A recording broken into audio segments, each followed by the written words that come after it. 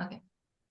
So we're going to start the meeting and then we are recording it.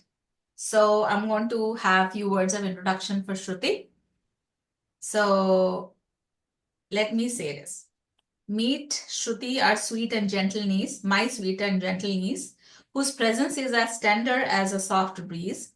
From the very first time I saw her and our family, we saw her, we were captivated not just by her beautiful eyes, whose colors seemed to hold a world of wonder, but more so by the quiet grace and innocence she carries with her. There's something truly special about her, a softness in her attitude, an unspoken calm that gently wraps around you. My children instantly formed a bond with her, looking up to her as an elder sister, not by age, but by affection. It's heartwarming to see how naturally that connection bloomed. And this bond doesn't end with Shruti. Her parents, her sister to us, her parents are like my husband's elder sister, and her dad is my older brother. Though our conversations may happen only once a year when she got older, but when she was a little younger, we used to meet them quite often. They were very deep, soulful, and full of meaning, the kind that lingers long after the words have been spoken. So, as the song goes, तेरे मुझसे है पहले का नाता कोई यूं ही नहीं दिल लुभाता कोई. That is truly because I'll tell you why I associate a song with her, because she is always associating everything in her life with a song, and she sings soulfully and very beautifully. Today we're going to do that too also. There's a hidden talent she has, and if I were to wrap her essence in a few lines of poetry: नजरों में मासूमियत, बातों में मिठास, शांति से छुपी है उसके हर एहसास, रिश्तों की वो डोर है जो टूटती नहीं, शरारत की मुस्कान पर दिल से सीधी सधी हुई, साल में एक बार रही पर जब भी मिले वो पल वो बात दिल की तहों तक खिले. So this is my niece and this is Shruti, Suma Shruti. We always love that name too. So I'm introducing her and let's have a heart to heart with her. So I'll start the questions. Suma, are you ready? Yes, so you wrote those poems yourself? I write stuff, but I should not deny I take little help from here and there. And but they always say that the message counts, not the messenger. So let's I felt yes. it. No, Yeah. thank you. That That was is you. beautiful. That's your essence. So Right. I'm going to start with early experiences, like early life and your immigration experience. You moved from India to the US at the age of like, did you move it like when you were 7 years old or 5 years old? 1999, so I was, I think, 9. 9 years old. So, and then what are your earliest memories of the transition? Because 9 year is like you would have had some sense of when you moved, it would have been really exciting for you. So let's start with that early life experience, your memories of transition, and then we'll delve a little more into it. Could you give me 1 second? I think Moksha wants my attention. She started hearing your voice. She was asleep until now. So, That's her dog. That's her dog. We'll get to hmm. that part. She's a very empathetic soul.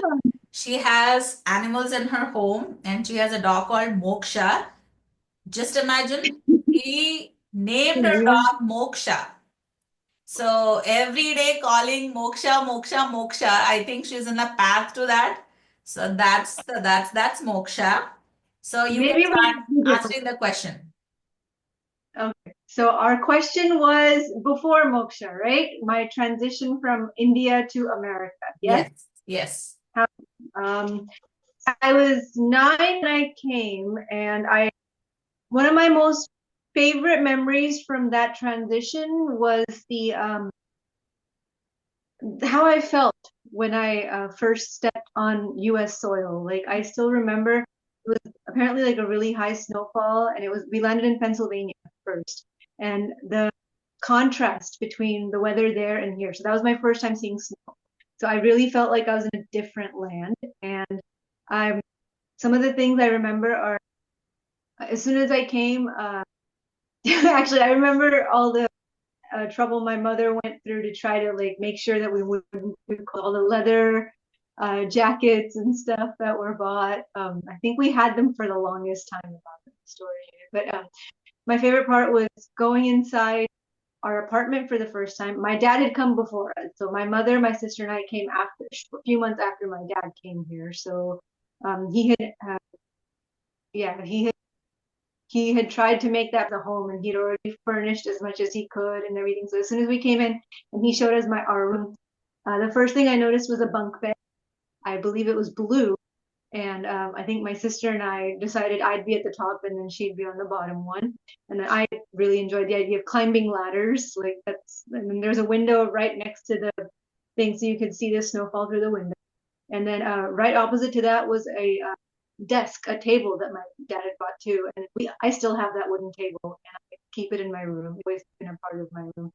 And yeah, and then yeah, that's what I remember the most about it. That was my favorite part.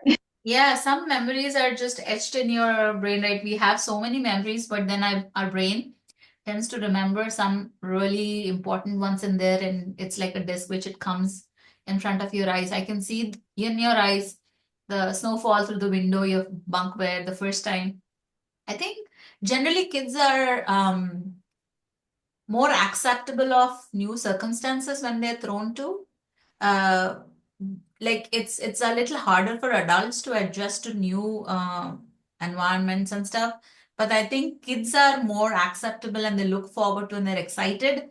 There's that you know uh, those in your eyes you have that, oh, that's such a nice memory, right? So good. This should be one of your good memory. I always say that just because being a Harry Potter avid reader and Potterhead, I would say that these make my Patronus.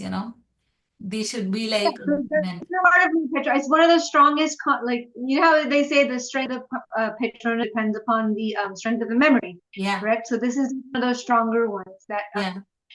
it's like my safe like space, Safe like space. Safe you go to space. that, yeah, and then like you imagine that, and you suddenly feel a different level of calm. So, Yeah. Oh, good. So,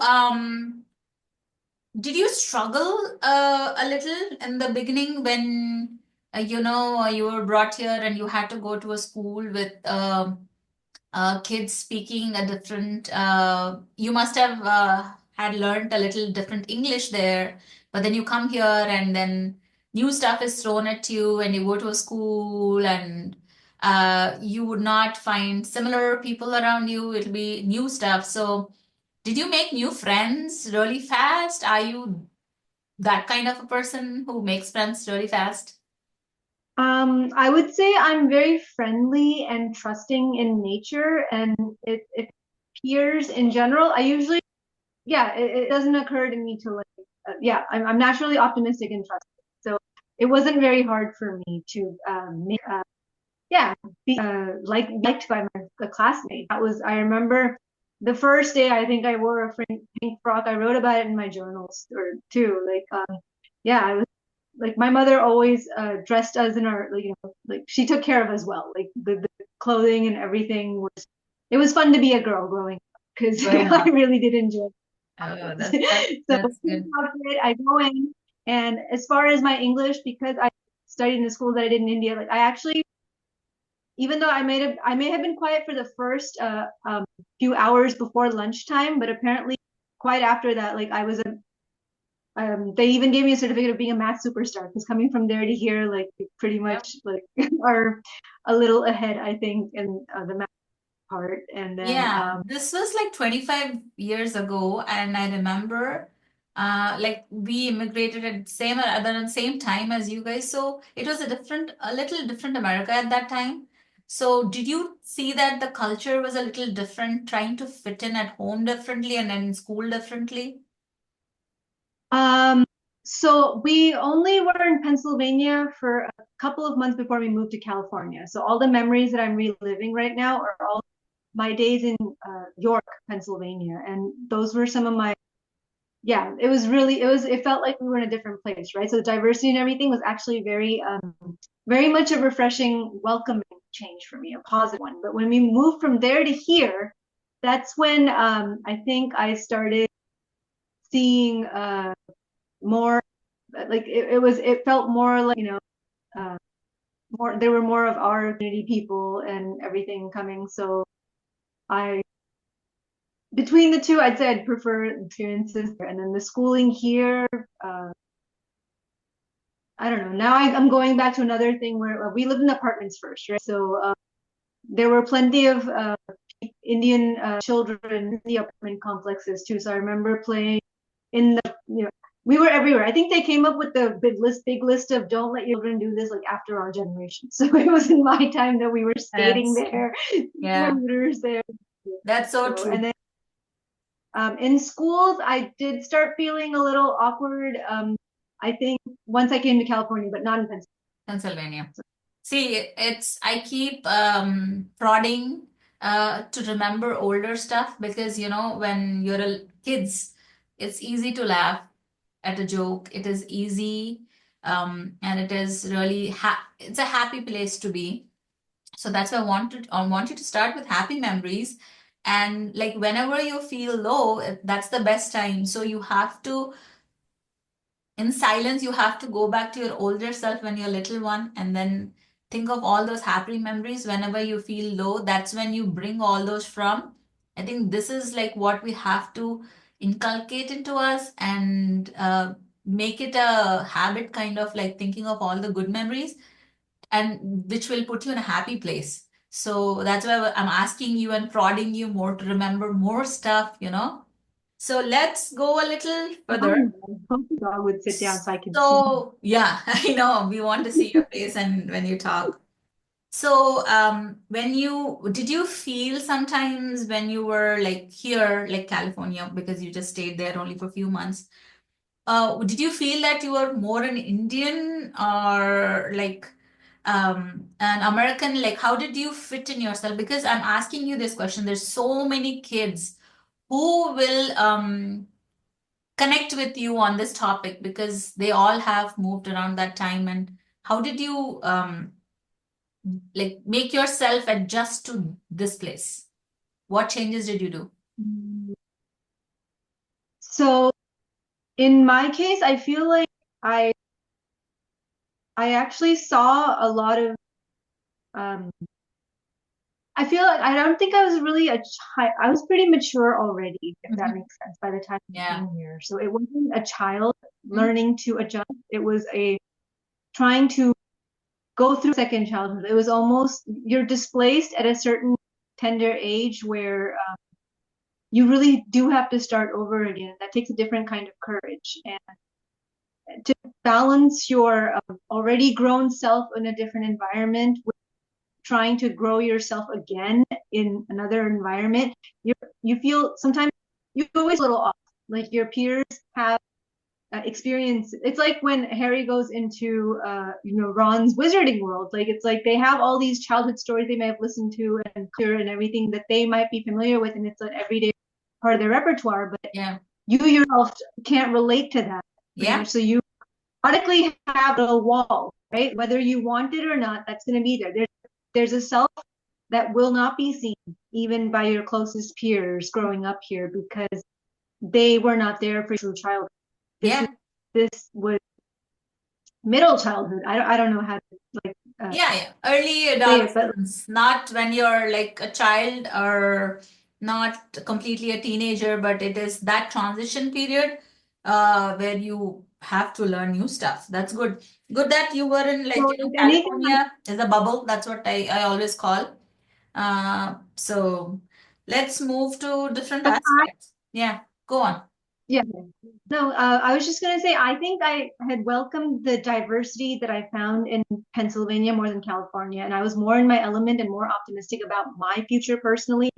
I don't know if my child self would say that, but looking back, I would say um, I would have.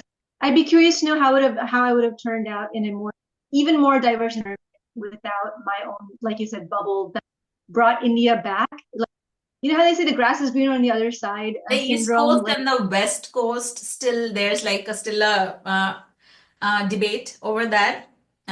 the road not taken kind of in your thing, and even mine too, because I don't know, we didn't land up. So all our life we have been on the West Coast, and there are so many people who have been only on the East Coast. There's always this discussion and there's always debate about how that world would have been. That is literally kind of the road not taken. So we don't know what our life would have been if we were there. It's just like life is full of experiences, right? So it was written. It was like how it was. That's how it was meant to be. That's what I feel like. Let's go to the next one. Community and cultural dynamics. Okay, this is like major part. So your interaction being here would have been more with Indian uncles and aunties, and your parent circle was your friends, and your parents' friends' kids were your friends, or your friends, schoolmates, classmates, parents became your parents' friends. This is how usually the circle gets larger. So, what was your interaction with them, and did that support with the same peers and stuff? Was it like an added pressure for you? Were there comparisons between like kids, just like it happens in India all the time, right? I just wanted to know, like growing up, like what were these dynamics in place?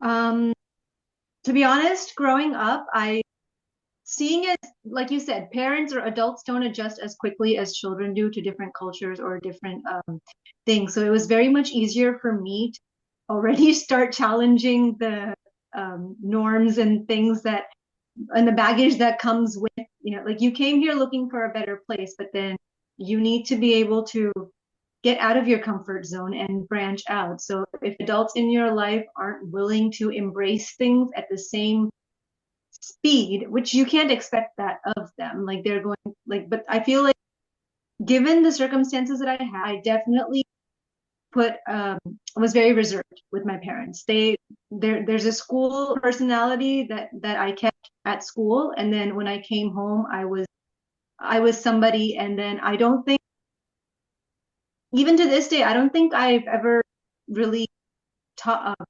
I don't think I'd want to talk about that, because those are all mine. That's what makes me who I am as an individual, as a whole person, Mhm. and that's something that I feel is a privilege for my significant other to share in. There should be always one, for your friends. That's friends groups. But as far Oh, as parents are concerned, yeah, I was friendly with and cordial to the people that they brought home as their friends or their family friends or whatnot. But and there wasn't much scope for me inviting, like, or making friends outside the in circle, if that Instagram. makes any sense. Okay. But it doesn't Yeah. didn't stop me from communicating with the people that I Yeah. felt close to. Very Most true. often were not Yeah. Indian Yeah. We are very, women yeah, or that's what. Yeah, see, my kids are also grew up here. So by asking you, I wanted to understand the dynamics of how kids feel when they are thrown into our acquaintance and then our friendships, right? So I just had that question of like, how did you guys fit in into that circle? So that's yeah. So if I add to that, all in terms of, I can't speak for everybody. Each has their own individual Yeah, yeah, way. very true.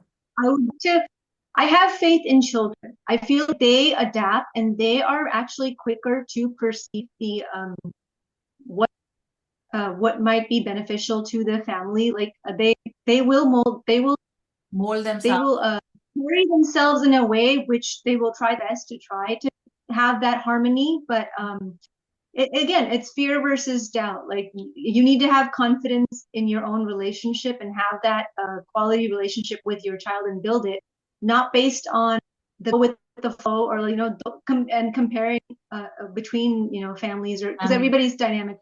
So it's like you need to get to know, you have to have quality time and quality understanding of who your child is, and for that you need to have a quality understanding of who you are and what your relationship with your spouse is like, because at the end of the day, um, the adults, uh, the strength of the communication between them determines Yeah. I'll step down. So, growing up, just to keep it a little lighter, the conversation, what are the misconceptions our Indian relatives usually have of the kids who are growing up here?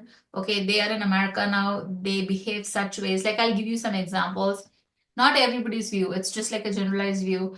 Oh, kids need privacy here. They close the door. For a parent to go inside the kids' room, they have to ask for their permission. Can I come into your room?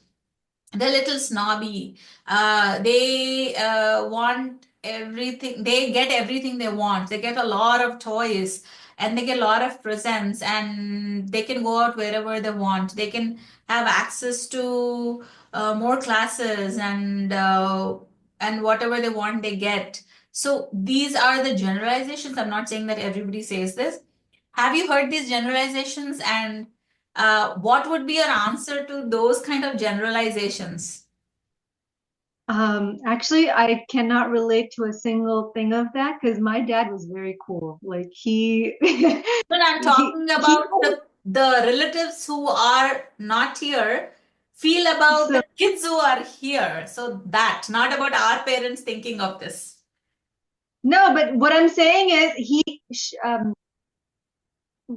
and I have such a cool like he's my dad. You know, he's like my he was my friend growing up here. So it's like there's nothing that I hid from him really. So it's like there was a big I ignored the rest. That's what I'm trying to say. Like Oh, okay. So I had to if there was a noise from the other side, you did not hear. No, this is no, generalization. It's not about you. I'm saying that if this is the generalized helicopter view of the people who are in there, what would be your answer be? Because you have seen your peers who grew up here. Were they like that? I kept smiling because నేను నోరు పెట్టి పడిపోయేదాన్ని అంటున్నాను నువ్వు నన్ను sound you describe me as this benevolent thing but my parents know a side of me my sister knows a side of me because they lived with me that will uh, and again you open up your best and worst to the people that are in your household Versus, so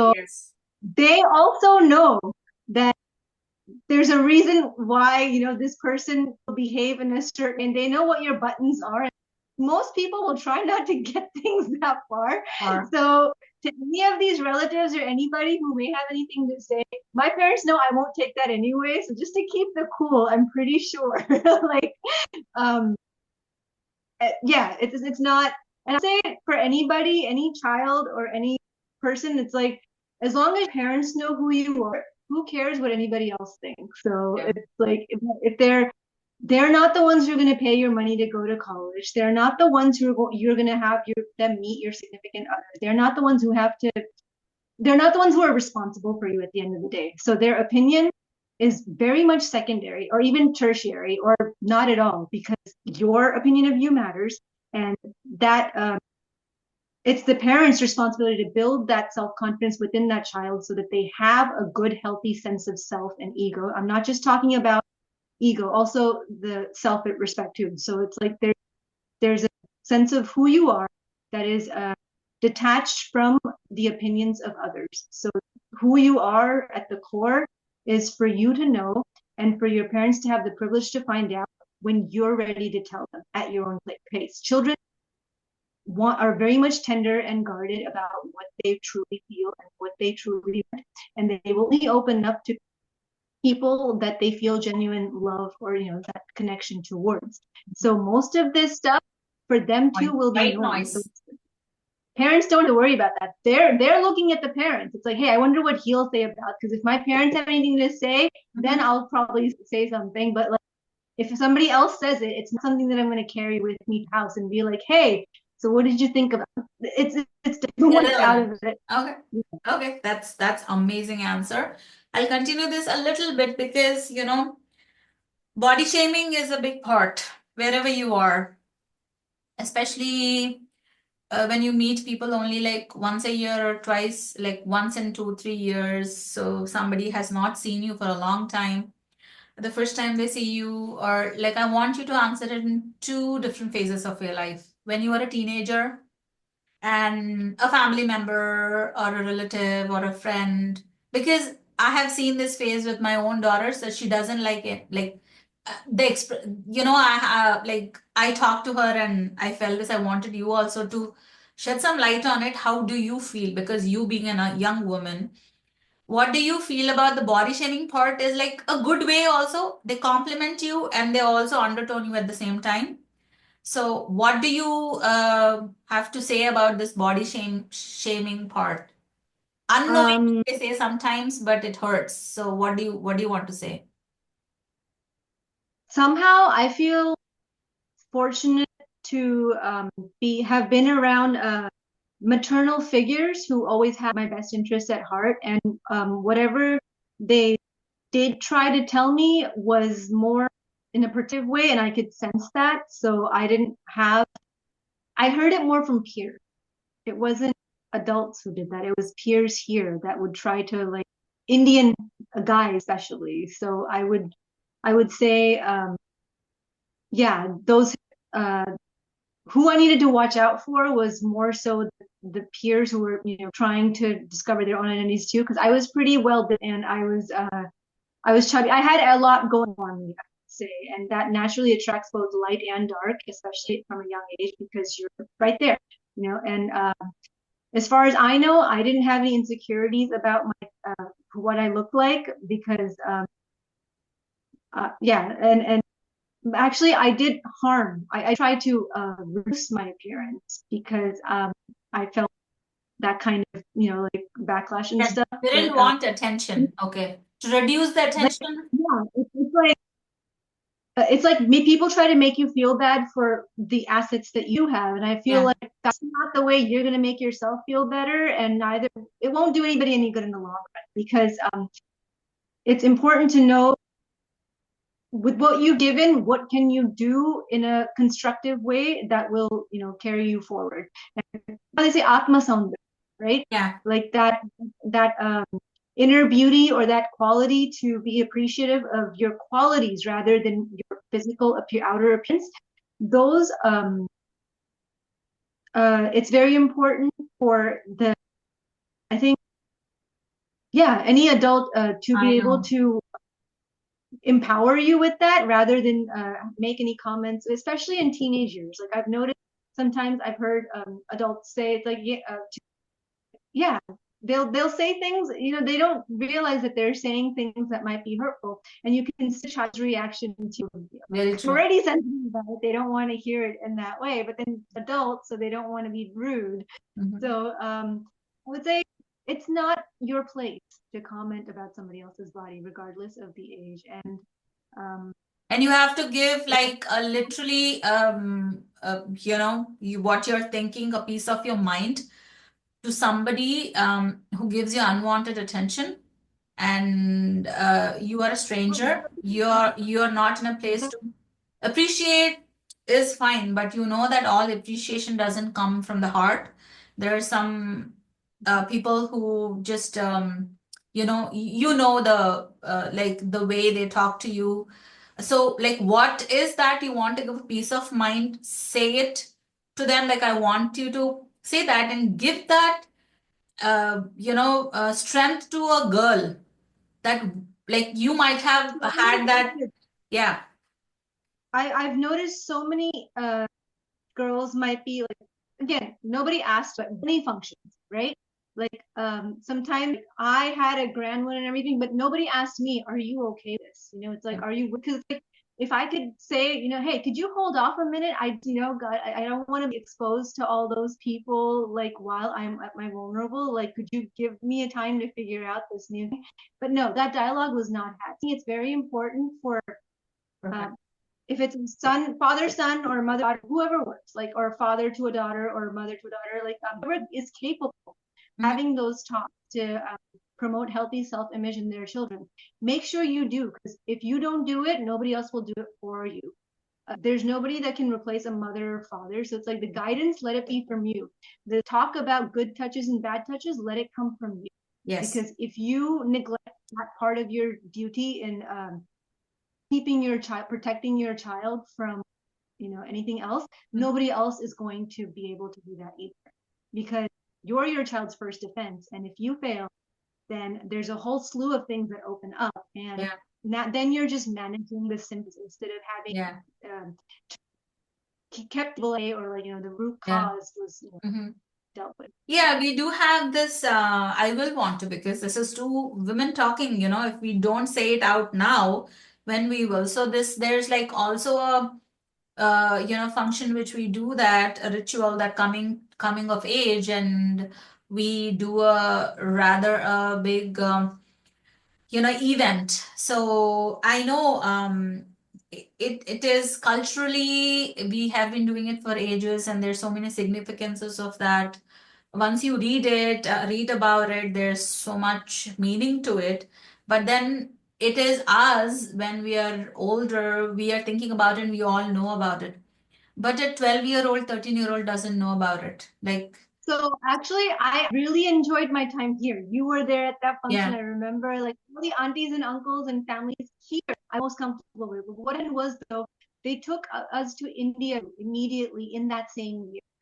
And over there with the humidity and everything, I remember the most embarrassing thing. They made me go to this one where everybody was present, and then, like, in that humidity, there was a stain on my outfit, and then, like, they made a big, as a hush it up and stuff. And I'm like, who cares? It was, but like, those kind of embarrassing moments, it's a matter of dignity. And if you aren't careful in how to knit, I'm pretty what do you call it? I'm not that sensitive about that kind of stuff yeah, because you're I'm not naturally apologetic masculine. about something which is so natural to But you. not all women have, yeah. But not all women have that such a strong masculine energy, or that side of them developed too. Their Yeah. femininity, their tenderness, their shyness, their inhibitions, like insecurities, will only be exasperated by your inability to see it from their perspective, or to try to force them before they're ready. And it's like they're over there. There's more of a tendency to put the girls on display, which I don't Display. agree with. It's Yes. like, make sure that you're not living vicariously through your children. It's about them. It's not you. It's not So about you. their celebration, if it's truly their rite of passage and it's about them, then you let them decide how they're going to celebrate. Celebrate And about it might be a gathering with just mother and father. It might be that, no, I want one thing, but it's them. Every child, every individual person wants to share their joy in their own way. So it. you Yeah. have to be willing to communicate about that before you decide, oh, this is how it's always been done. No, going with the flow is not the answer to everything. Just because something's been done the same way traditionally Mm-hmm. does not make that the Doesn't tradition. make You it have to okay. understand the Yeah. intention behind the tradition. You have to understand how that could be adapted to your child, your family, your. Yeah, like I did have my education in India, so every child gets their puberty at different ages, so they're not told until a certain age, and then once also I did come home with every Friday we had to go to do PE. It was not the whole year round, so I came home on a city bus. I traveled for like 10 kilometers on a city bus, and I came home. The biggest stain on my skirt, and nobody told me. And after I come home, I realized that. Thank God I was not in that impressionable age where that is just a memory for me, not a trauma. Thank God there were no phones. There were no people. They were not a person who was taking video of it. They might have had those Yeah, camera could you things. imagine in this day and age, like, there'd be more people doing Instagram things probably than rather even Instagram tell thing you. for telling me. So I'm actually happy that that didn't happen. Otherwise, at that impressionable age, that would turn into a trauma. And I'm like glad that it happened like at that time. So it's just a memory, and I'm not apologetic about it. It's just like now I feel that going with the flow. It could I happen to appreciate you anybody. saying.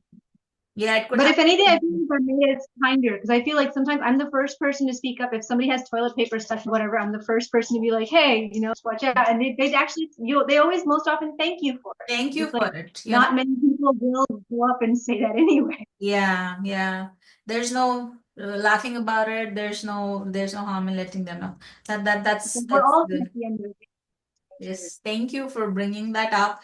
And then let's move a little towards love, identity, and marriage. Okay, this is a different.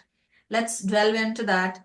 So, you chose to marry someone who's not Indian. I just wanted to like, and then like, how did the culture, this barrier, how is it? Ah, yes, that's James. That's her husband. My kitty cat. Yes, and a cat. Yes. So Moksha would be mad that you don't have her picture in there, okay? She's so So, happy. Show. if you would want to continue about it, I will say that what led to this decision, like how did your like family react? And we love James. I'm telling you, we love James. So, like, what would you want to like, reminisce? I know it's been already like 10 years now already that you've been married. Those are her. Yeah, 10 years. So happy 10th anniversary, and let's talk about that part of your life too.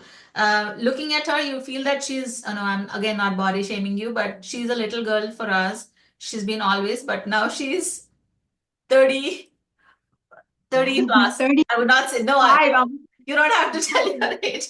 Nobody would believe that you're that little girl stuck in our brain. So can you talk about your marriage and your partner, and what would you want young girls to, when they go into this stage of their life? Um, what is? Could you ask me a specific question, So, please? And I'll try. do you think that love transcends the cultural boundaries and those, the boundaries which we often, we think that cultural marriage within the same community offers securities and stuff, but going out of our natural or a little different is seen as like something different. So, but So to people think about like how did you make that as a decision, and what has been your journey? We'll focus on the positive part. the first thing that resonated with me while you were saying all that was one of the first movies I watched in America in theaters was with my dad in Pennsylvania. We had to drive a little ways. I don't think it was there in the immediate city we were there. Padamati. Tal, Okay, Tal. Tal, and Nuve Kawan. Uh-huh. So in Tal, there's a dialogue that says, फर्क इतना है कि मैंने उससे एक man की तरह प्यार किया और तुमने एक बिजनेसमैन की तरह. So you need to know the difference between a guy's lust and a guy who genuinely cares about Yes, you. please. And that has no barriers. Like, and another, like, mali mali dirano chalo. Ye matam lo na okela pe. Yeah, very true. But Yeah, you those love are the all in person your head. same All way. these notions or conceptions of comfort and whatnot. Comfort is what an ihsas, a feeling, right? Mhm. That feeling of home doesn't necessarily come with somebody who shares the same, outer attributes or whatever other. It's a feeling that's either there or it isn't. Yeah. And for me, because I'm so open and receptive, it's very easy for me to feel at home, but it's not that easy to sustain that because it also depends on the loyalty and integrity that's being mirrored back with the other person too, correct? So that dance is unique to every two individuals that are in a relationship, right? It's society's smallest unit is when there's two people that meet, right? That forms that and beyond that. So to me, James was a human that I connected with. I did not see him as, this white guy or whatever other labels somebody, an outer person might bring to it. It was when you feel that connection, it's real. And whatever you label it or however society wants to label it is secondary. If that genuine connection you feel is not real even to you, if it's not love, then none of the others matters. So you can marry somebody, with a PhD of your culture and whatnot. At the end of the day, if there was no genuine spark, then you're the only one at loss because you're not fooling anybody else. You have to live with that. So I would say, what do you call it? that one song, PhD చేసిన నా మొగుడు బేవర్సయ్యిండే, but it's like you gotta know the uniqueness of your guy or I'll girl make and her, I promise, I'll make her sing a more nicer song. like you gotta celebrate where you the who the person is, like not what you know anybody else's expectations of who you should have been with. So it's like I'm glad to have learned to be content with what I have. Yes, there's always more that anybody aspires for, but as two people, if you can constantly challenge each other to grow and at the end of the day can fall back on a basis of like a genuine respect and friendship, then it doesn't matter. You can go your separate ways 10 years from now. You can divorce somebody next year. You can have a child, next year, or you may never have children, but whatever the things that society may deem is the norm for an ideal marriage, even if none of those markers are present, if you two can look at each other and Nizanga, if you like really meet a person, no matter how mad at them you are, no matter how much verbal abuses you may comment on you, whatever, can you really say the same stuff to another human being in front of, when they're facing you? It's not possible you truly love and care. It won't come out. Like you will catch yourself, or there'll be tears or something, but you will not. You cannot look the person that you care about in their eyes and truly feel anything unless that's when okay, this is not love, because you resent them to the point where you two aren't who you truly are with each other. So that's never been the issue for me. So thank God for That was amazing. Thank you. And so I wanted to add to that, that is like when you're texting a person, you can get away with saying a lot of stuff which really hurts. But when you're actually sitting in face to face and you're talking to that person, that's when you actually look at their emotions and face. And then if you actually want to go that route, or you want to actually say the stuff you're saying. So do you want to say something about this, like texting the same stuff and saying the same stuff face to face? What are the differences? And I want you to tell this to a 20-year-old kid, a 25-year-old, because they are different now. They're all at very texting based relationships is what are going forward. So what would you tell them? Do not do this. And what you to tell them, do this instead of in a relationship. You can give an advice. You're 10 years into the relationship. I want you to give this advice. So I'll start with the fact that it was AIM, instant messenger service, and all that stuff came around during my time. It was new for us. We were the, I guess, guinea pig generation of all that. Like, but it was such a quick change. It's like everything was boom, boom, boom after that. So it's like the whole traditional ways of passing a note to a girl or being overheard on the phone and stuff. There was a lot more privacy. There was a lot more room for things to go wrong. And you definitely have to be vigilant, and you definitely have to have that self-respect to be able to say no to many things. And you have to understand, as a human being, we're sensual creatures. Sexuality and sensuality are not the same. Love and sex are not the same. Sex is an expression of love, but love doesn't necessarily come with the premise that you have to have sex in it. Like parental love, there are many kinds. So you need to be aware that when you're reading somebody's text message or an email or anything, you're reading it in your own voice. You don't even know if that's the emotion or the perception that they wanted to carry through that message, So it's like, you have to be on guard. And a lot of stuff is filtered. All that sensory experience of touch, sense, sight, smell, everything is filtered when it's just, if you're basing your entire view of an individual or that relationship on something that you can't experience with all your five senses, then you need to be careful, because that's not real life. And just like this video can be edited and filtered in many different ways, and somebody else could be putting something else in my mouth right now and I would never know. And somebody could say, I said this, and then by mimicking, like, you never know. So the only, at any point, right, there's only so much that is a fact. Like you have to have faith, and you can't. So it's very easy to lose that trust, and it's already a fragile thread to be able to be vulnerable with another human being, to be completely intimate with another human being. So you need to be aware of that boundary, where reality starts and where the imaginary realm is. Like it's life is most definitely, movies always, exaggerate things. There's Yes. truth to it, essence Yeah. to it, but real life Yeah. doesn't go in 3 It's hours. not a Karan Johar movie, definitely. Yeah, it doesn't Yeah. end in 3 hours. So what took them in that relationship, or that for that song, the intimacy that they have, might have been 20 years to have built to that phase, and you don't get to see. All you see is the final and happy ending, but Yeah. you need to create your own happy endings, and that comes with knowing, the people that you want to be with, and you can't just know them virtually. Yeah. Sorry, but you need to get out of the house and you need to make the effort. Yeah. Like you cannot.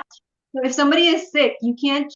You can say, "Oh, I hope you feel better." Is that really the Virtual same hug. thing as Yeah. comfort? If you truly their friend, you really have chanu or that closeness to be able to knock on their door and be like, "Hey, I brought you soup. How many will be willing to go far Yeah. for a friend?" Especially if you haven't talked to them for years and you touch bases again. How willing are you to be even um, entertain the thought of being like, can we meet in person? Because That, in our culture in the United States or whatnot, they took it to the other levels. Like they'll drop in whenever, they even give him warning. I don't think that's polite either. Like you need to give people warning. It's like, hey, can we come over? Is a polite thing. So yeah. it's like when Yeah.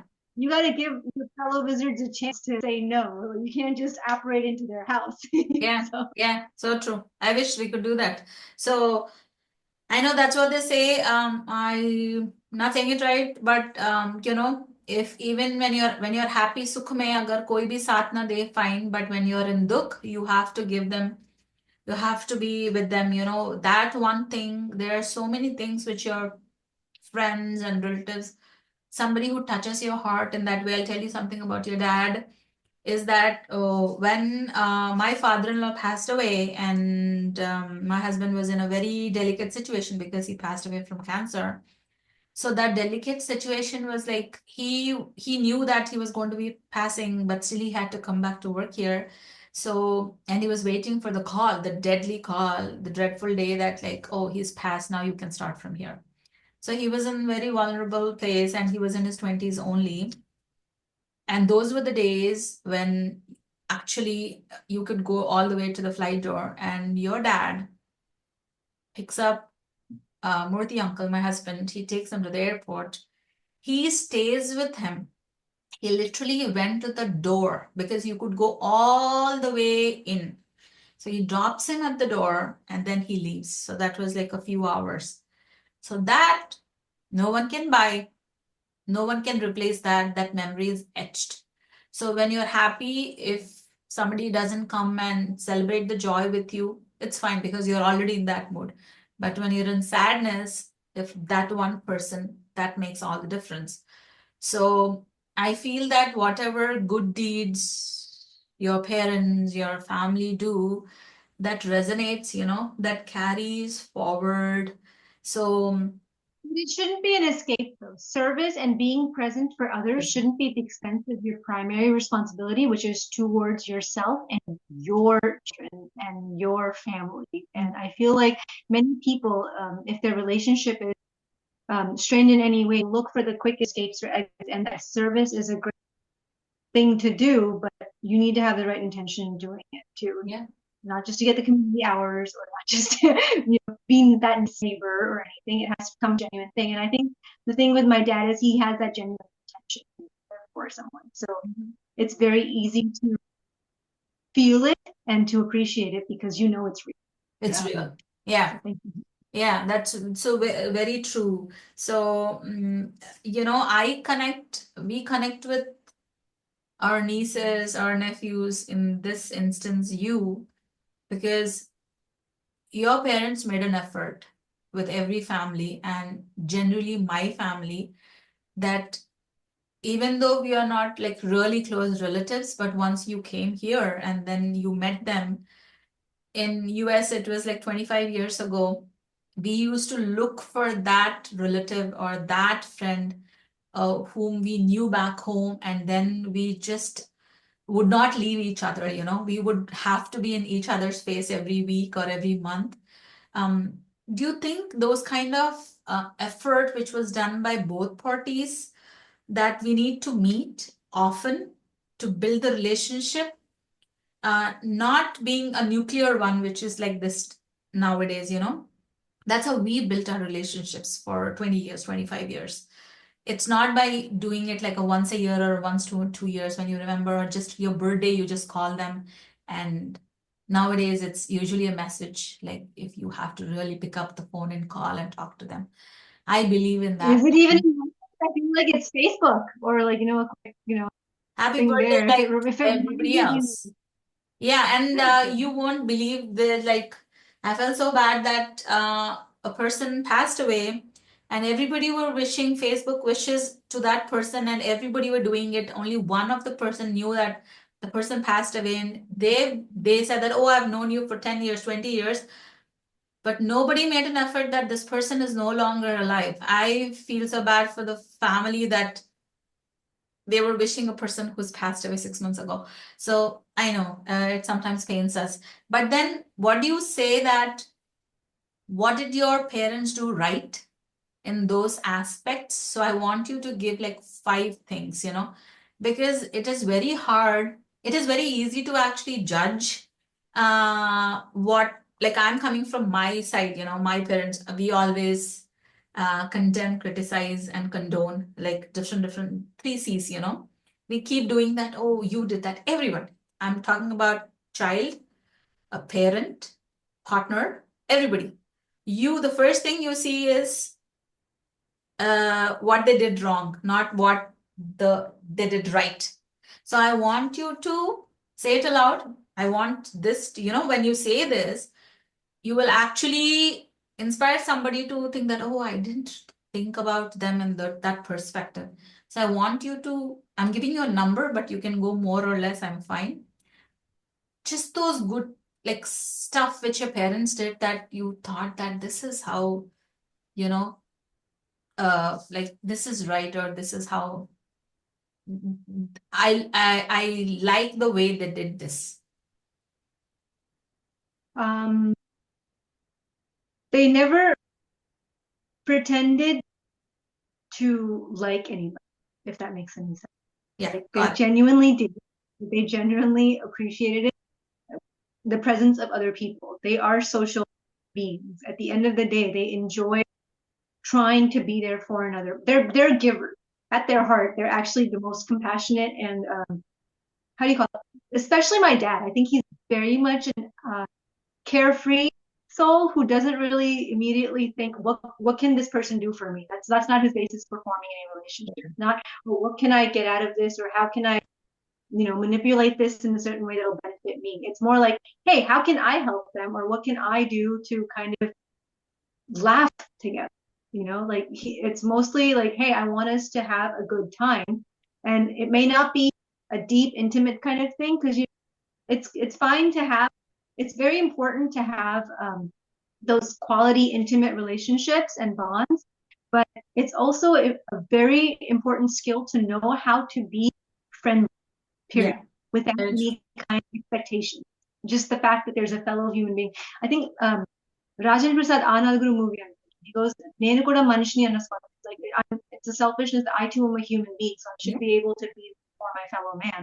Mhm. That kind of quality has to be cultivated, even if you have it. Like it can be nipped in the bud if you have, but there's always something to give. A person who wants to give, there will always be something that they Giver. have, and they will. And that's how nature works. Mother Nature will bestow upon those who will, grow and help others grow. It doesn't bestow everything upon. I think Allu Arjun said this too in something where he was like, We'll "Yeah, focus it on the doesn't work that message, not the messenger. Yeah, we'll focus on the way." message. Yeah, success comes to. It doesn't come. It comes to the right people at People. the like Yeah. it may not come immediately or whatnot, but eventually when success does find its mark, It's there for a reason with that person, all right? So it's like you can't say they didn't earn it. Like it's definitely going to be there. So in my parents' case, it was the goodwill of the people that they were around. Yes, they built a good community for themselves. Yeah. You know, they have so many people that they know. I don't even, but like I have my own people from that. So I drew your family from it, you know, Nara's uncle's family, Nara's uncle Gayatri auntie from it, and you know, I have my own, you know, Vashishta's family from it. So it's like I filtered it a little bit, but for them it's right. For their thing, I think what they have, they didn't they focused on the importance of human relations, not necessarily material. And I have to appreciate them for that, because this whole Western culture is about that. You know, what can I, you know, benefit? Yeah. about me first, but then they brought their sense of community first too, or like balance with. I would say if there's anything I could change, it would be please balance the community with the thing With too. it, But yeah. have a little bit of, you know, selfishness is important too. Not selfishness, whatever you call it. You know, you get what I'm trying to say. Like you Yeah, need to have a both. it Yeah. can't be somebody else, and it can't be all about you. So, and they did that. That's good. Yeah. Yeah. So we will also focus on like what different they could do.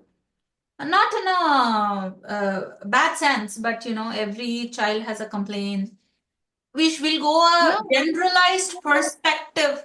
No, we'll go a generalized perspective of what a child always wants from their parents, and they wanted more of it, or a little different of it. So it's a generalized overview perspective of like if you want to tell your parents, oh, like in a very, you know, not a serious kind of way, I would say that like, oh, you should have done this a little differently.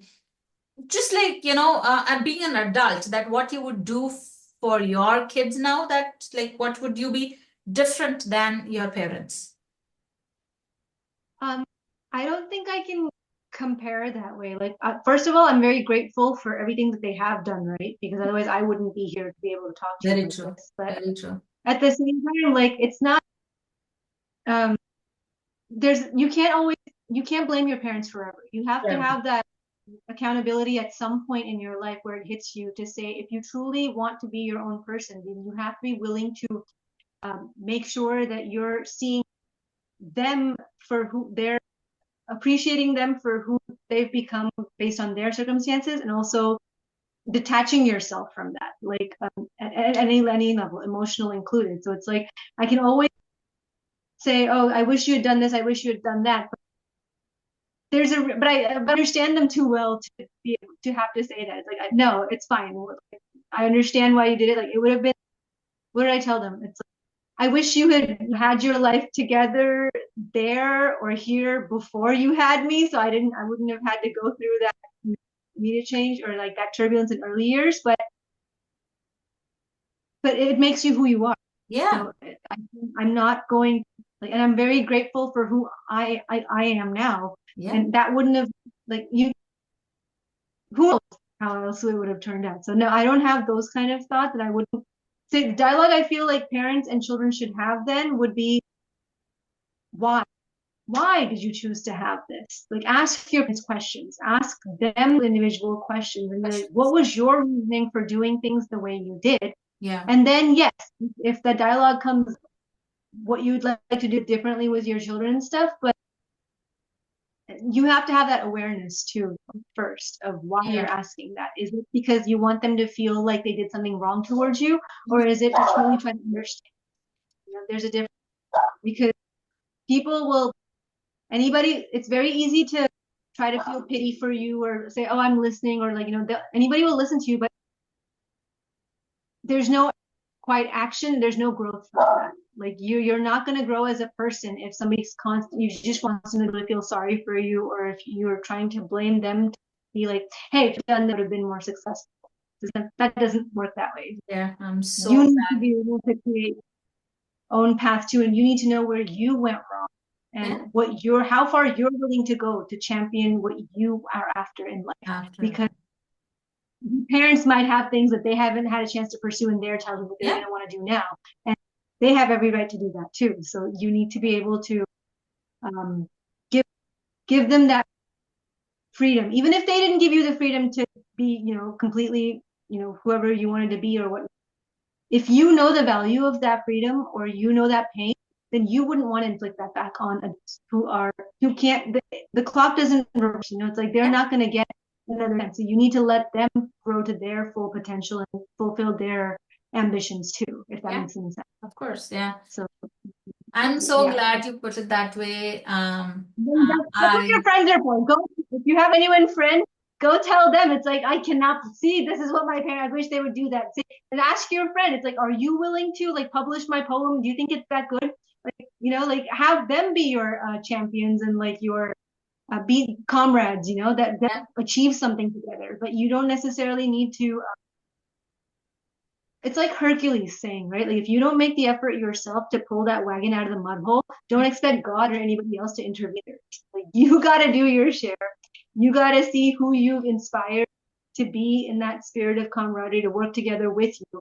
And then yes, because these older, wiser people may have more, like whether it's money, like donations or whatever, like to give you, it'll come. But you need to make sure you've worked for that as well. yeah, If that makes sense. true. So I very strongly believe that our soul, we just like find the parents through whom we can come. Our kids are like, we cannot be owners of our kids. Those souls chose us to complete their soul's purpose and their life purpose through you. So you're not the owners of any souls just because they came through you. They have their own life's purpose and soul purpose. So whatever mistakes they do, yes, you're here only to guide them. And then you cannot prevent somebody from making mistakes or you cannot stop them from making mistakes, but you can learn and you can be that person. The parents have to be the trust fall people when they actually fall. You're there to actually open your arms and like let them fall and be supportive of like what the decisions they take. If you So you don't brought up a very good point. So that support though has to come from a genuine source of love and understanding towards your child. It's not the child's job to understand the parent. It's the parent's job to understand the child.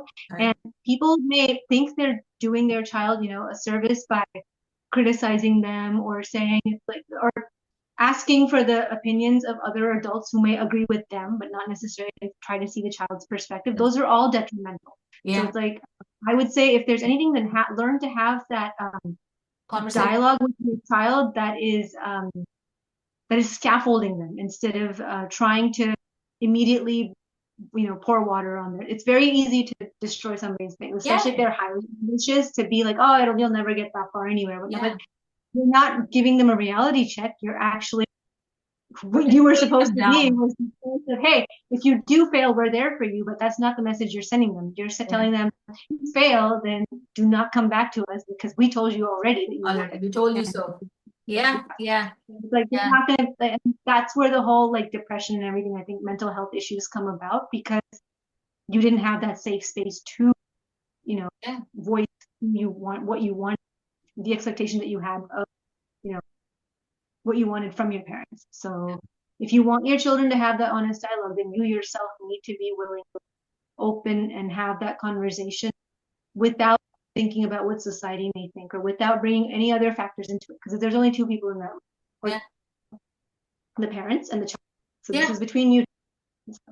Yeah, the best thing which I like of the Western culture is, if you agree with me or not, is like there's a little child, like you looking down upon them. This is how like we tend to speak, but then the Western culture, they actually go to the level of the child and they give them equal responsibility and and then they talk to them, even that child is a 2 year old or a 3 year old. They actually, that makes that child feel that I'm talking to an equal. So I actually So love the that. whole mentality, children are meant to be seen, not heard. I feel like that's still prevalent in our culture anywhere. Like it's like, no, what if, so Very when I go back to hypocritic. India, right? Yeah. The immediate questions aren't, oh, how have you been? Or what have you been up to? It is, oh my God, it's like, who the hell? Sorry, can I use language? Anyway, Yeah. I'm like It's a that's herd mentality, right? Herd. no, but it's what why do you even feel like you can make that comment when like I don't understand that at all. So like, and I know I'm not alone in that. So I'm just like No, yeah. yeah, no, you need to know how to yeah, you need to have children for the right reasons, and then you need to give them the right environment. And that has very little to do with how much money you make. It has to do with how willing you are to be able to be there for another human being, especially in their formative years. So it's like even if you took one child development course before you had your child, I was regardless going to of your ask you. gender and culture, it's like I would say you would always I wanted to ask you, do you believe 100% that every child in their 20s before they go ahead and get wedded or like and then they have their kids go have their they find a partner that they should have to have that mandatory class about parenting for sure because I think I it goes feel even like everybody is going in blind. Everybody is going blind. even forget marriage. Like you need to know that a kiss is not the end of the world. World. That doesn't make somebody unchaste in any way, right? Relationships are about trial and error. You have to make your mistakes. It's like there's that saying, right? Like Niku, uh, ప్రేమ అనేది చదవడం లాంటిది and marriage is like an exam so నీకు చదవడం మీద నమ్మకం లేనప్పుడు exam అన్న pass అవుతావు ఏం రాస్తావు so it's Yeah, like that's so true. love or that whatever emotion or that bond that you form in your with your peer in those beautiful ages which won't come back again those are Yeah. you're to explore that if you don't have the chance to do that then how are you going to succeed in forming those mature adult bonds Once. especially in a law like in a marriage where you're in a legal situation, right? Yeah. Like That's so why people the are giving up so easy on each other that, and oh, because I would say parents too, like do not become a parent if you don't like make sure I think everybody should have a sex ed class, especially a female. Like know what happens to your body, know the cost at which you bring a child into this child world. in this world. And you need to honor that about your body, like everything that it goes through before somebody else will do that for you. Yeah. And we need to teach our women and men how to be Continue. respectful of that entire process. Your video is gone right now, but like I would say, yeah, if you do not know what the basics of yeah, if you have not had a sex education class, I don't think you should be getting married. Like you really need to know. I And had my dog too scratching my door. Okay, she was looking for me. I'm a pet mom too, just like her. So, so it's that's like, why. do you really like even in arranged marriage scenarios? It's like you nizanga, can you really భరించగలవా ఇతన్ని when if that's the kind of stuff that has to come out of that like it's not about yeah can you even like tolerate this person forget liking them can you even tolerate Tolerate that everything person. so and the answer would be yeah no yeah I would definitely say that's part of education too and literacy too knowing your own body and knowing your own what you're willing to say yes to and what Yeah, you yes. have to Yeah. say no to. Because you are like surprised, oh, this is what happened to me. And the post-traumatic depression after a child is very true. I don't know, I have said it to enough people, but then yeah, I went through it and I didn't even know that it was called that. You kind of like thinking that what has happened to me suddenly, like because you have after a child, there's so many different. I didn't even have the books to read when I went through my first childbirth. So I was genuinely surprised and I thought I am because I had a C-section when I was only 19 years old and I thought I'm dying and I would never be able to get up and walk again in my life. And then I was surprised at the dark spots over my neck and the hormonal changes and how my body changed and that there was nobody to address that. I'm so glad I came out of it on my own, uh, not even knowing what it was. And later, after reading about it, I realized that this is what I went through, and this is what the name of that thing is called. And women do brush it off in India. I'm telling you, that sometimes we are not our best friends. When it comes to, Also, just knowing the name of something doesn't make you intelligent. And like yeah, you have to know how to be there for the person going through that or yourself going through that. And yeah, know. So yeah, like most people are like, yeah, they think it's knowledge to be able to label or identify. It's like, oh yeah, yeah. But it's like no. Sometimes a compassionate smile or that gentle, hey, I'm here. You know, it's like, what yeah, can I do? Is a yeah, better approach than, oh yeah, I know what you're going through, or like assuming, okay, just because you know the word and can yeah, match it it, doesn't mean anything. Yeah, women that you go know. through so many stuff in their 20s and 30s and 40s and 50s. And then when you actually think that your older parents can actually shed some light on what's happening to you, you tell them that I think I might be going to perimenopause, or like through that stage where like you have hot flashes or something else. The way they brush off things is like, we never had this anything of this sort in India. You guys read too much and you think that you are having all these symptoms and you put it upon you, and you seek sympathy maybe, or like you're just imagining things. So you have like, this is what you hear from your older generation. They said that we were so busy raising you kids and like getting you married and having grandkids, raising them and going through our own life stuff. They never paid attention to any of this in their 40s and 50s. And so they think that these things don't happen. So, how would you like, what would you want to tell your parent who might be also in the stage of going through menopause right now or in her 50s? Like, how would you want to tell them that this is like normal and be that support system, you know? Um, Actually, I wish they've been here for so long. I wish they have, I hope they've found those intimate other women going through the same thing or know how to create their own community so they have their own peers to talk to because it's not my job. Yeah, And I I know. could I'm be not telling you as a parent who has to, as a child who has to tell your parent. I was not saying that. But then, as if a child, it's like we would have hoped that you have the knowledge to be able, or you have the grit in you to try to take care of yourself first before approaching your child for help. Because Mhm. that Yeah, that is, yeah. So it's like I need you to, and it's like how much have you done on your part to respect yourself and honor yourself and to admit to yourself that hey, I might need help before you start expecting somebody else to you know give you any kind of attention. Does that make sense? yeah, I kind of understood. Yeah, They have to know that there's something, you know, that they're battling, right? Like they have to accept it. accept Like that. it can't be a problem. Like it Yeah, cannot be something that they'll lash out at you at or project onto you because onto you. they're not able to do it themselves.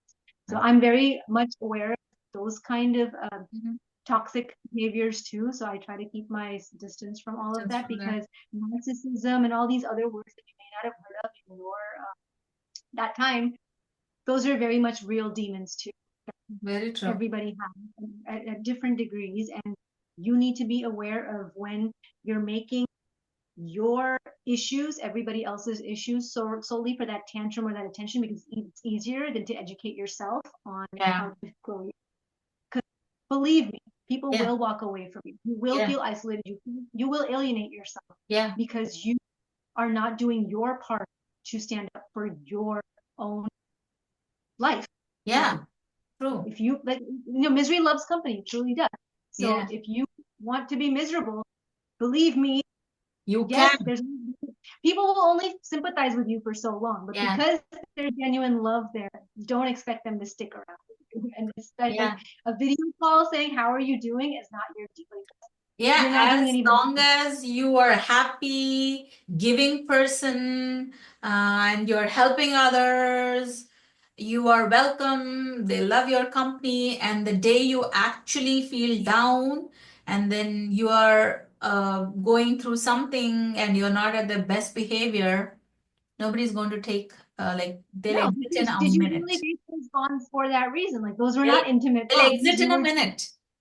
They will yeah. not, they're not going to remember you for those 10, 20 years of your goodness and positiveness and giving. They're going to remember that last second and they're going to exit from your life. So So very it's more like there's a difference between being nice and being kind. And I would kind. say you should avoid being nice and you should strive to learn how to be kind with Kind. yourself first.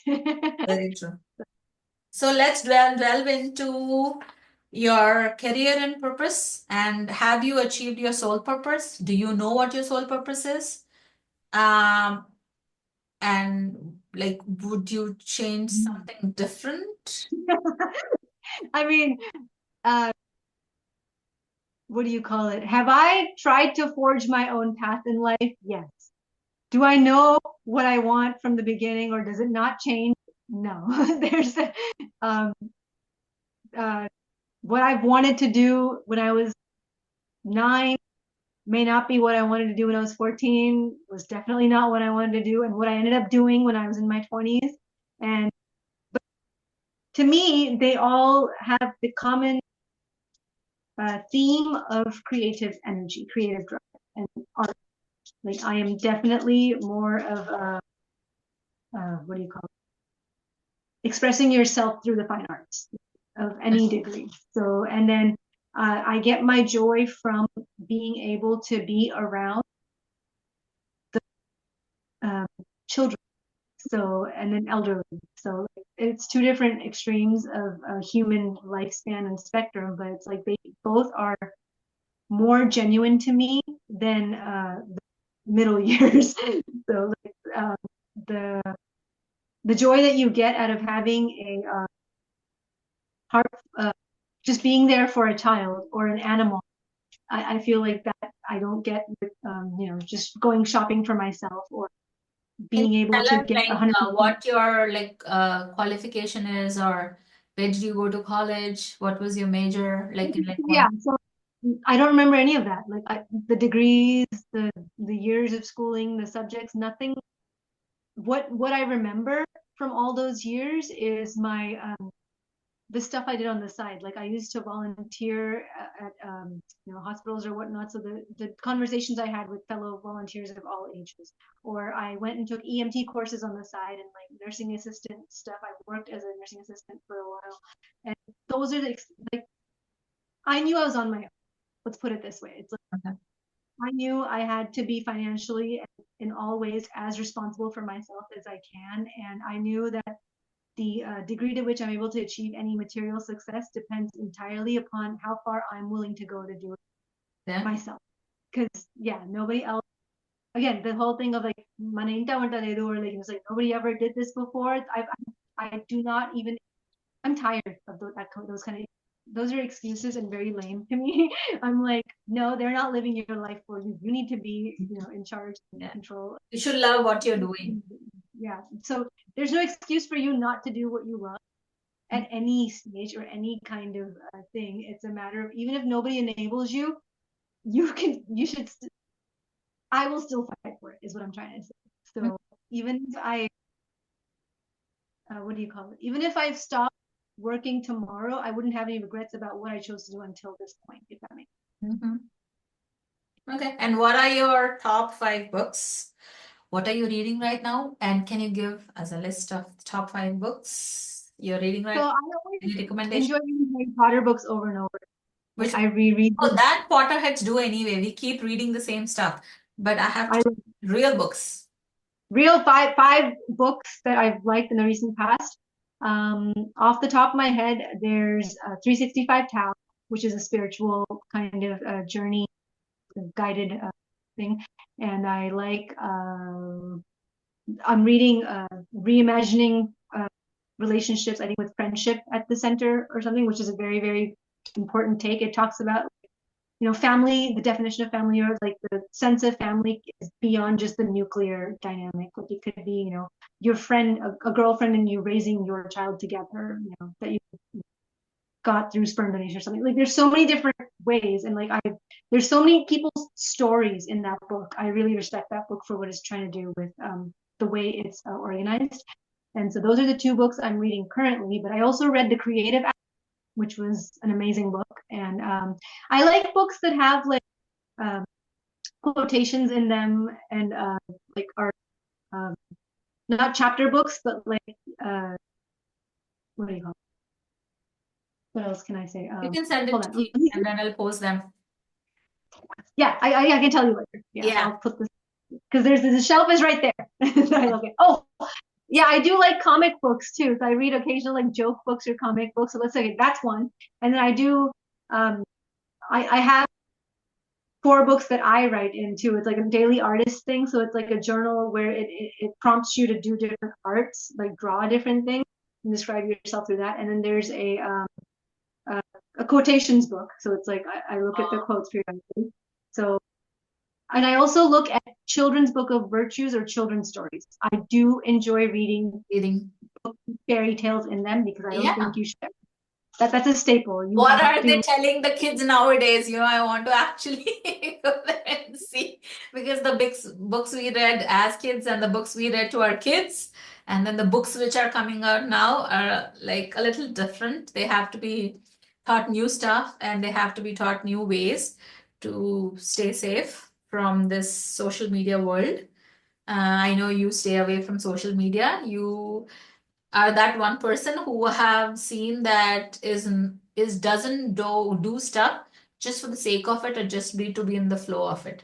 So no, but yeah, I've seen many like most people are gonna be have no qualms about stalking you on there or like following you and taking extracting everything that they can from somebody else's thing, but very few people will give back and actually check in with you to see how you're doing in real life. So once you recognize that, I think it's very easy for you to keep it at bay. But I mean, so I said the 5, right? So children's stories book, and then a comic book, and then the reimagining friendship one, and then a spiritual book, and then the creative.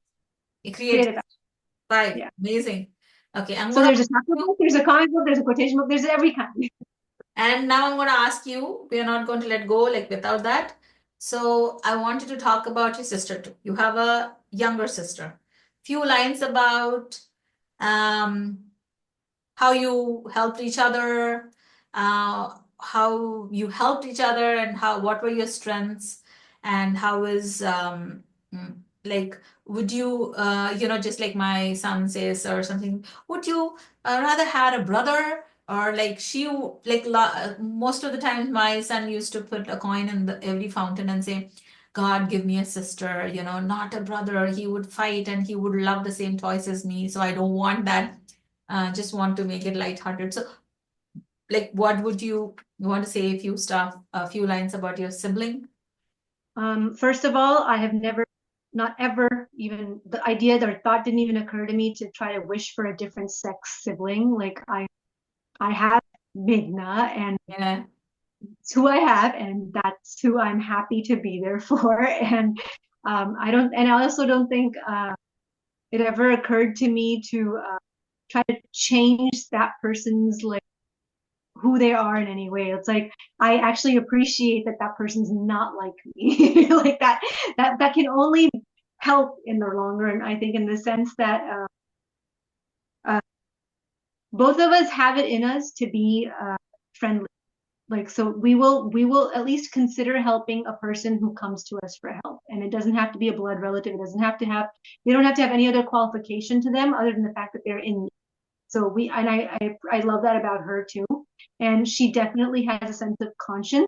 So she knows right. She tries to understand right from wrong, which I think is a blessing to have in any human being. Like, how they say you're the sum of the 5 people that you meet on a daily basis. Very So true. I'm very fortunate to have had to grow up with somebody who can challenge me just as much as be vulnerable in the same household. Mm-hmm. So I think that's important. And I would say to her to just keep doing, her. Like, there's no other reason for her not to. There's no reason for her to. What do you call it? They say, don't dim your light for others to shine. It's like, you just be you. And I know, like, if she is successful in the way she defines success, then I'm happy for her. That's the way I would put that. And then even if your own parents get in the way of you two getting along, I feel like even that barrier as siblings over the years can break with the genuine dialogue that you have with your sibling away from you. I think like if there's anything I've learned, you can always dim the influences of that parent voice, like in anybody's mind, and you can make that you can you can add to and revitalize a relationship. You can resurrect it again, given the circumstances, with the intent of doing so, with a conversation for who they are towards you and who they want to be towards you, and how you two see yourself fitting into each other's life if you wanted to. Otherwise, like you can also part on good terms too, or you could be that person that only checks in once a year, and that's okay too. But point is, you can create that bond with your sibling, with devoid of the expectations of anybody else. Yeah, because you two are your own adult. You two are adults in your own. Yeah, that's truly put in so well. The last one is that nowadays the generation is animals are the new kids and plants are the new pets. I know you love both. So your thoughts, uh, like compassion and empathy, I believe that comes being a pet parent. So like what are your thoughts on your pets? Like, why are you a pet parent? I've always loved animals, and I wish that I had actually been my childhood was. I wish I had parents who were comfortable raising animals along with children. But I think my mom always said she's raising all of us. She's enough, so that's fine. I can. That every mom says. Yeah. No, and I don't. It's not the same. Having a human child and having a pet thing is not the same. Same.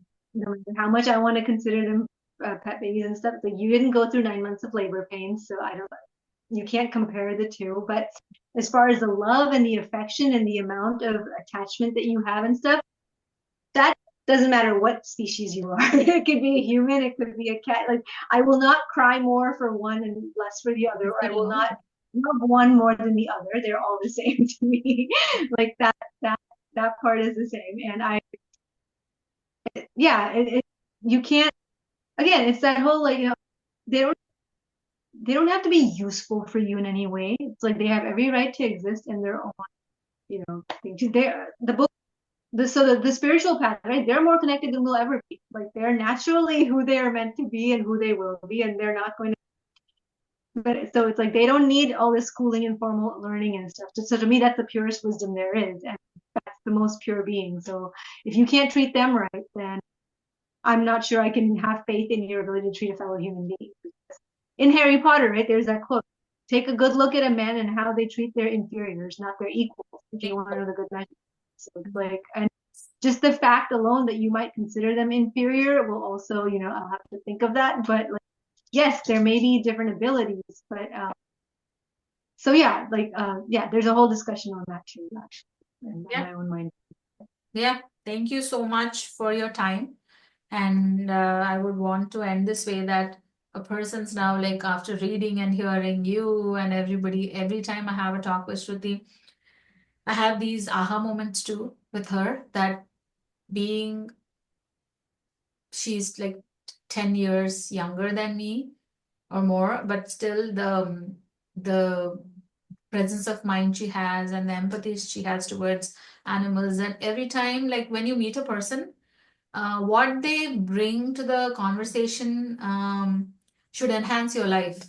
So she's that one person, even though she's like a baby for me, but she does that. And like when something nice comes from a younger person, you should actually appreciate them and you should take what they say, and then you should, if you can like imbibe that and change yourself, that would be actually, I feel that two people come together in a life only because of their past connection they have in their last birth. Otherwise, you would not even say hi to the person.